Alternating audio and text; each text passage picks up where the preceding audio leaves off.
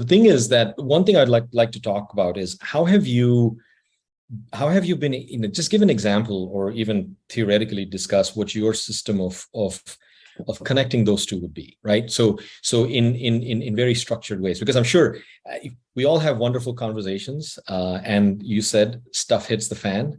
When stuff hits the fan, all the wonderful conversations go out one window and we go out the other window, right? So how have you kept it all in the room? Like, how have you said, listen, while we hold the line of LPF dear to us, how do we also hold the line of expectations dear to us? Because neither of those, in my mind, are negotiable, correct? Yeah, would love to hear. Absolutely. Yeah. Absolutely. So I think what's tacit in your question is the fact that it's actually a two-way relationship. It's not something that a leader imposes on their team. It is there is an expectation back, and it's beyond the expectation that you're setting in the meeting, which is that when you spit and shake on this, there's something that your team is also saying back to you, which is that I understand why this is happening. I understand what the expectations of me are. I understand what we need to collectively do to be successful. So,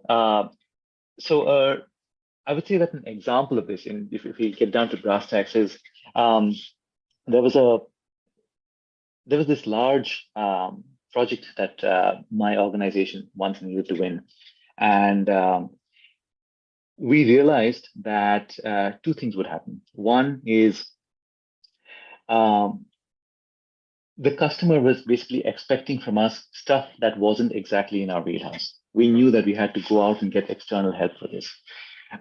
We also knew that the timelines for what the customer was expecting from us were probably going to be a little short, despite our best efforts. Um, I think what came to us very quickly was um, the only way that we could actually pull this off was through radical transparency, to be able to explain to our customer why some of their deadlines, some of their objectives were not going to be met in any way that was reasonable.